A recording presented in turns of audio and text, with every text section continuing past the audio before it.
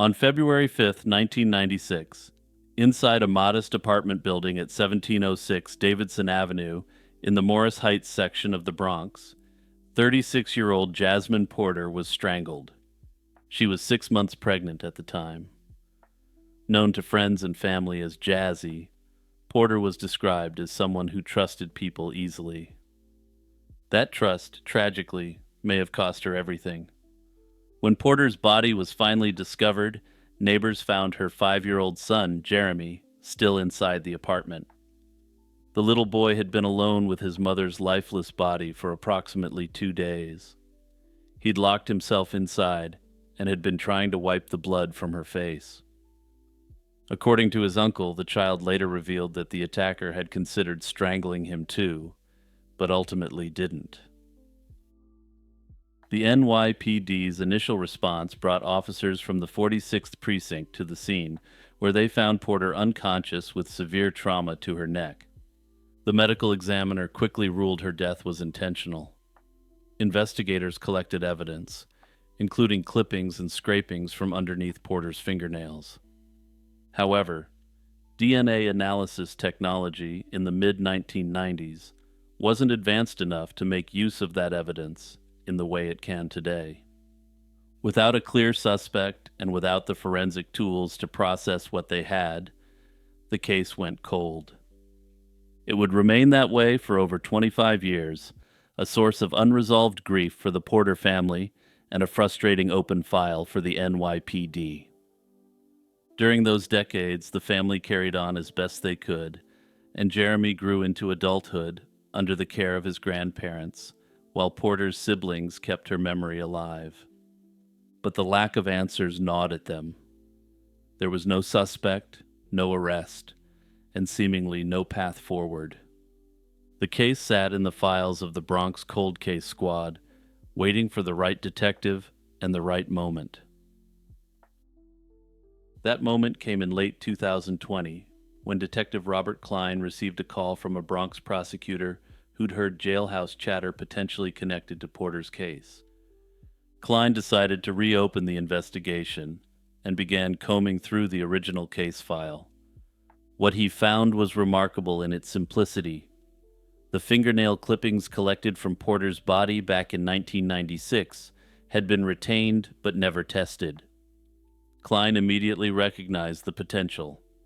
If Porter had scratched her attacker during the struggle as was believed, there could be DNA trapped under those nails.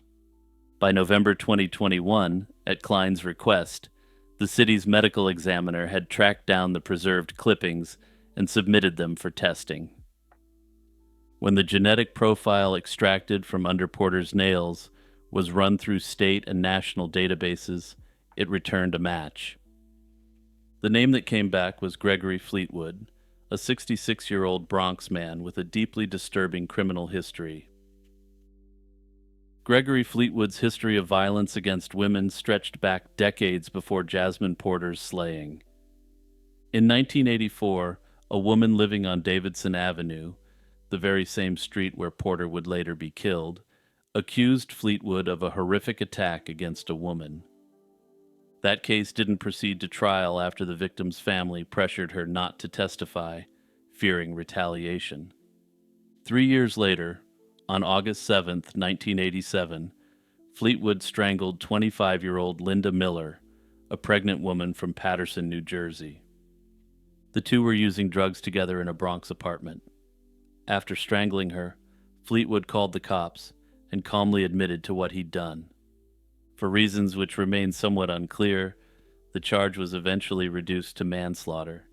He pleaded guilty and was sentenced to prison, ultimately serving roughly 7 years at Cape Vincent Correctional Facility before he was granted his release in August 1994. 18 months after walking out of prison, Fleetwood struck again, this time eliminating Jasmine Porter.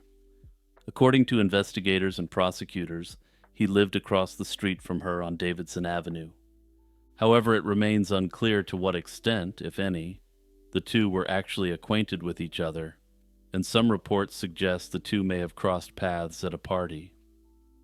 On that February day in 1996, Fleetwood entered Porter's apartment and brutally attacked her. Court records and investigative accounts describe Fleetwood as having pushed her down and sat on top of her while strangling her. Perhaps even more disturbingly, her young son tried desperately to push the man off his mother, putting up a truly fearless attempt to save her. Fleetwood's violence didn't end there either, and he was later linked to further violence against women.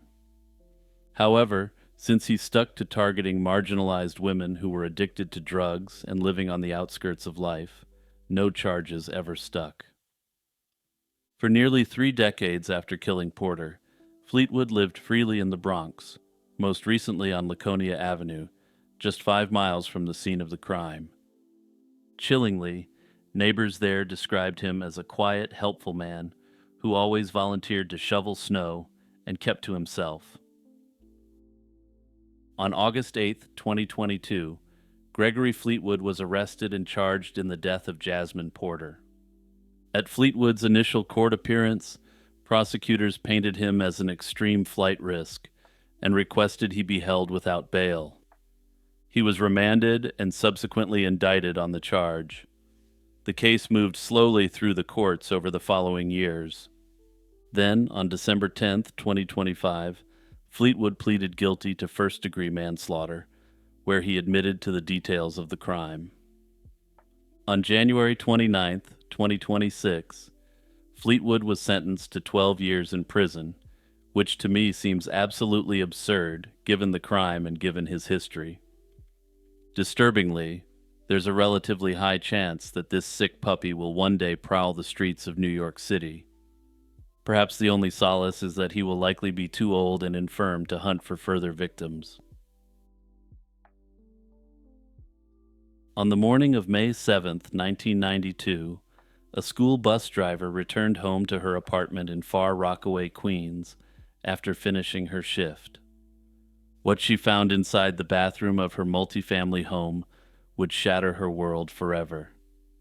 Her 15-year-old daughter, Nadine Slade, was lying in the bathtub unresponsive. A bra had been tied tightly around the teenager's neck, and a can opener found in the bathroom sink had been used to twist the strap even tighter. Emergency responders arrived, but it was far too late. Nadine was dead. The New York City office of the chief medical examiner conducted an autopsy and determined that Nadine had died from asphyxia caused by ligature strangulation. But the examination revealed something else, something crucial. There were defensive injuries on the girl's body, clear evidence she hadn't gone quietly. Nadine had fought back, and in that struggle she'd scratched whoever had done this to her. Investigators collected DNA from underneath her fingernails and preserved it, not knowing it would take 30 years for science and determination to catch up with the perp. But before going on any further, it's important to understand what sort of neighborhood Nadine was living in at the time she was slain. Far Rockaway sits at the eastern tip of the Rockaway Peninsula in Queens, bordered by the Atlantic Ocean to the south and Jamaica Bay to the north. By the early 1990s, the neighborhood was deep in decline. What had once been a glamorous beachside resort destination in the early 20th century had deteriorated significantly. The area became home to one of the largest concentrations of public housing in New York City, and by the early 1990s, it was struggling with poverty, unemployment, and drugs. It was a neighborhood where violence wasn't unusual and where cases could slip through the cracks. Nadine's family lived in one unit of a multi-family home on Birdsall Avenue. The layout of the house was significant because the bathroom where Nadine was found was shared between 2 separate apartments. Simply put, if someone had access to one unit, they could quite easily gain access to the shared bathroom at any time. Investigators established that on the night before Nadine's body was discovered, a man named Jerry Lewis had been present in the adjoining apartment, along with several other people. Lewis and Nadine didn't know each other. He wasn't a family friend or an acquaintance.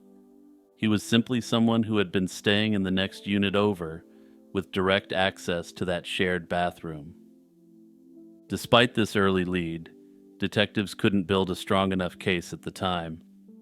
The investigation stalled, and Nadine's slaying went cold. For Nadine's family, the years that followed were defined by grief, compounded with the agonizing absence of answers. Meanwhile, Jerry Lewis continued living his life, and it was a life marked by significant additional violence, which could have been prevented if he was clapped in cuffs earlier. In the years after Nadine's death, he served time in state prison for a brutal assault, robbery, and drug possession. Then, in 2001, he committed a horrific assault on an 88-year-old woman in Queens, an attack for which he was convicted in 2015. As part of that investigation, his DNA was collected and entered into the system. He eventually registered as an offender with the Virginia State Police in 2021 after relocating to Shawsville, Virginia. In 2022, the Queens District Attorney Cold Case Unit, working alongside the Cold Case Squad, decided to take another look at Nadine's slaying. Advances in DNA technology had made it possible to extract and analyze genetic material that would have been insufficient for testing back in 1992. The team requested that the New York City Medical Examiner's Office perform new testing on the trace evidence that had been preserved from underneath Nadine's fingernail clippings. The results were the breakthrough the case had been waiting for. A profile was successfully developed, and when it was run through the nationwide database, it produced a hit. The profile matched Jerry Lewis. The very act of Nadine fighting back, scratching him as he strangled her, had preserved the evidence that would ultimately identify him. It was a grim but powerful testament to Nadine's final moments of resistance. In March 2023, cold case detectives from New York City traveled to Montgomery County, Virginia, where Lewis was brought to the local sheriff's office. This was done under the pretense of a scheduled parole visit, and detectives interviewed him there. On May 1st, 2023, he was formally arrested and extradited to New York and arraigned, during which he pled not guilty to all the offenses. Given the overwhelming nature of the forensic evidence against him, it was believed that he would change his plea at some point, but that never happened, and a trial date was set. Notably, given the court backlog that accumulated since 2020, there was significant delays in reaching the trial. Lewis's trial began on January 12, 2026, in Queens Supreme Court, with the prosecution's case relying heavily on the genetic forensic evidence. The defense raised no real counter-arguments, as is their right to do, since the onus is entirely on the prosecution to prove their case. However, it probably won't come as a surprise to say that when there's effectively no defense, the chances of securing an acquittal go down sharply. Closing arguments were delivered on January 23, 2026. The jury deliberated for less than 3 hours before returning a verdict of guilty on all charges. Lewis, now 61 years old, is expected to receive the maximum sentence of 25 years to life in prison. There's something deeply important about what Nadine did in her final moments. She fought, she scratched, she left a piece of her attacker behind, embedded under her fingernails. It wasn't a conscious decision to preserve evidence for future investigators. It was a young girl's desperate, instinctive attempt to survive an unimaginable attack. But in the end, it was that fight, that refusal to go without resistance, that brought her killer to justice. Hey everyone, it's Jimmy here with a reminder to share this video with your friends and family. Also, don't forget to check out the YouTube membership or the Patreon if you want to take your support further. Also, don't forget that you can get this channel in podcast form wherever you listen, so just click the link in the description or search up Lazy Chill True Crime there. On the afternoon of February 10, 2009, a neighbor called 911 after hearing a violent commotion coming from inside a home on Green Avenue in Ridgewood, Queens. When officers from the 104th Precinct arrived at the scene, they found the front door locked. They had to climb through a first-floor window to get inside. What they encountered was a nightmare. Blood streaked the walls and pooled across the hallway floor in smears. Lying face down in the middle of it all was 64-year-old Rosario Prestigiacomo, a longtime homeowner and landlord in the neighborhood. He'd been stabbed 16 times in the face, neck, torso, and limbs, with puncture wounds reaching his lungs, esophagus, chest, and lower abdomen. He'd also been beaten with a shovel, sustaining blunt force injuries to his head, torso, and extremities. Prestigiacomo was pronounced dead at the scene. His killer had vanished, and for the next 15 years, no one would be held accountable for his death. Rosario Prestigiacomo was born on February 1st, 1945, and had spent much of his life in Ridgewood, a working-class neighborhood straddling the border of Queens and Brooklyn. He owned the home on Green Avenue where he was found dead, and neighbors remembered him as a familiar presence in the community. He liked to grow tomatoes in his yard and distribute them to his neighbors, a small detail from a life that was otherwise not well documented.